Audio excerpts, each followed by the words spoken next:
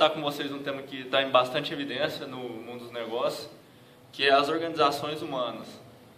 Ou seja, é um tema que a gente vem escutando muito, mas em algumas situações nem sempre a gente sabe o que isso significa.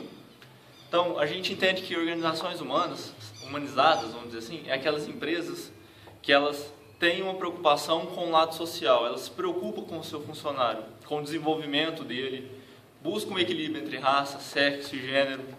É uma empresa também que ela está preocupada com o equilíbrio ambiental, ou seja, aquilo que ela extrai e aquilo que ela devolve para a natureza. Só que a gente não pode enxergar isso como uma situação restrita à empresa.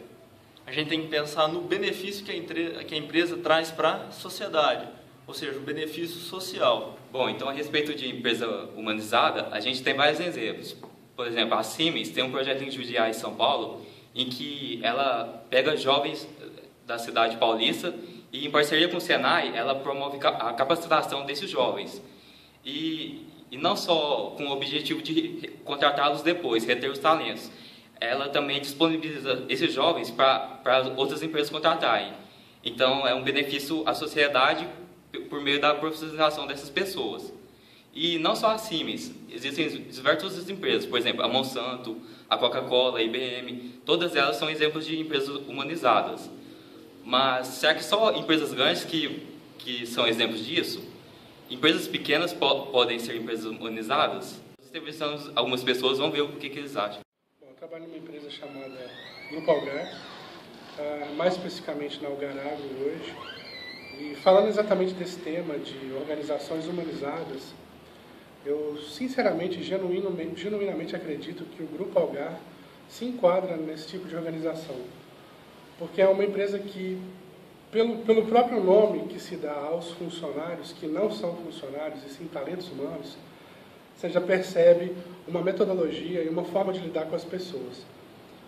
Hoje eu ocupo um cargo de gestão na empresa, então eu já passei por vários setores, eu já fui atendente, eu já fui analista e hoje tenho cargo de supervisor. Eu pude entender e perceber a organização no meu desenvolvimento profissional e humano em todas as etapas da minha vida. É uma empresa que se preocupa com cursos, metodologia de desenvolvimento humano, e, inclusive existem PDI da saúde que preocupa com o executivo. Ele ganha bônus financeiros se ele emagrecer 20 quilos, por exemplo, isso é um fato, isso existe lá dentro hoje. Então, assim, no Brasil, eu já trabalhei na IBM, já trabalhei em São Paulo, já fui em várias empresas multinacionais fora do circuito de Uberlândia, Minas, e realmente eu percebi que isso é verídico, isso é genuíno, que é o mais importante.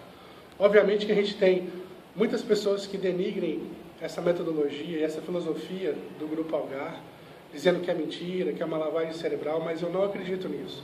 Normalmente quem denigra a empresa são pessoas que têm um subemprego ou um emprego de base, que não conseguiu evoluir na carreira profissional e maturidade pessoal para chegar nos patamares mais altos, que é onde você colhe os frutos do seu suor e do seu trabalho e da sua competência. Então, assim, o Grupo Algar, hoje, no Brasil, eu acredito, e até no mundo, é uma das poucas empresas que genuinamente investe no ser humano, no talento humano. E que se você for competente, você tiver a capacidade de ir além, você vai receber todos os benefícios que a empresa é capaz de lhe oferecer. Então, realmente, é uma empresa que tem essa valorização humana, com certeza. Essa questão da empresa ser humanizada não depende do tamanho, depende da filosofia e dos valores que a empresa tem. Assim como nós, independente se somos pequenos ou grandes, profissionalmente ou pessoalmente, o que importa é a essência, é aquilo que a gente tem dentro da gente, que é capaz de mudar o mundo, de fazer a diferença. Pessoal, para quem não me conhece, meu nome é William, eu trabalho numa empresa de transporte coletivo de passageiros. E como a questão é se a empresa é humanizada ou não, se ela tem essa perspectiva dentro da sociedade, especificamente na minha empresa, atualmente não. Ela não atende a esse perfil. Porque o principal foco lá, como a maioria das empresas, de pequeno e médio porte, é o lucro, exclusivamente o lucro. As pessoas são vistas apenas como um meio para alcançar isso. Infelizmente, não tem muita preocupação. A forma que a empresa lida com isso, não tem essa preocupação de desenvolvimento do ser humano pelo ser humano. É mais o profissional e só. Eu creio que isso tem sido dessa forma pela cultura dos donos, dos gestores, e já vem de muitos anos. E para que esse paradigma seja quebrado, eu creio que precisa de ter uma mudança na forma dos gestores, mudar os gestores que têm uma visão de mundo diferente. Não impede a empresa ser humanizada ou não, dela prezar o crescimento da pessoa e dar um retorno para a sociedade, fazer um cidadão, transformar aquela pessoa para que ela seja melhor do que ela entrou na empresa. Eu creio que isso não impede, depende da cultura da empresa, da forma como os gestores, dos donos da empresa enxergam o papel da empresa na sociedade. Bom, eu já trabalhei numa empresa humanizada, né, que tinha preocupações com o social e com o meio ambiente. É uma grande empresa, uma das maiores do Brasil no ramo dela, a maior do Brasil, aliás.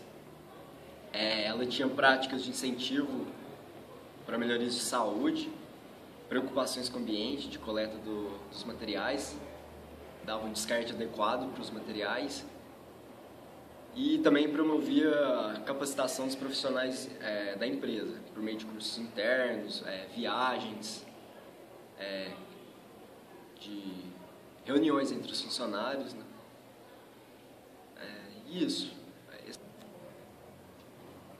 Bom, é complicado falar isso. Pro meu ponto de ver, como funcionário lá, algumas das ações sociais eu entendia como estratégicas. Pelo assim, estando internamente lá, dava para sentir isso. Mas,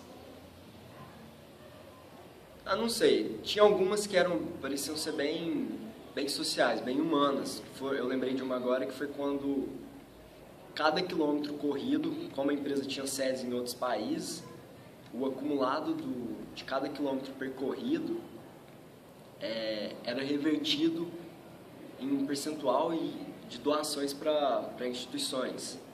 Isso eu achei uma ação legal e não via vantagem nisso, né?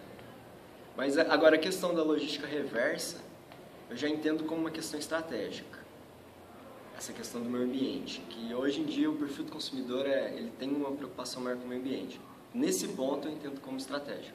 Na minha opinião, a empresa pequena tem como sim promover a capacitação pessoal dentro das empresas.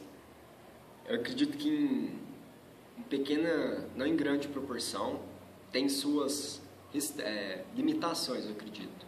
Mas tem sim como promover o crescimento pessoal.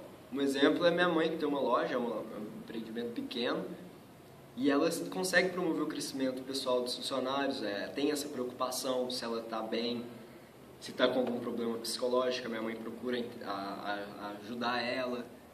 É lógico que com as limitações, ela não tem como ela promover tratamento psicológico para os funcionários ou pagar algum curso para o funcionário, mas tem a preocupação em promover o crescimento delas dentro das possibilidades. Aí que eu friso o que eu falei. As empresas têm limitações, as micro, pequenas empresas têm limitações, até mesmo médias, em promover isso. Acho que a questão financeira é um grande problema para conseguir desenvolver isso. E você? O que você acha disso? Você conhece alguém, você trabalha em alguma empresa humanizada? Isso está realmente no nosso cotidiano? Deixa seu comentário aí, fala pra gente o que você acha. Até mais!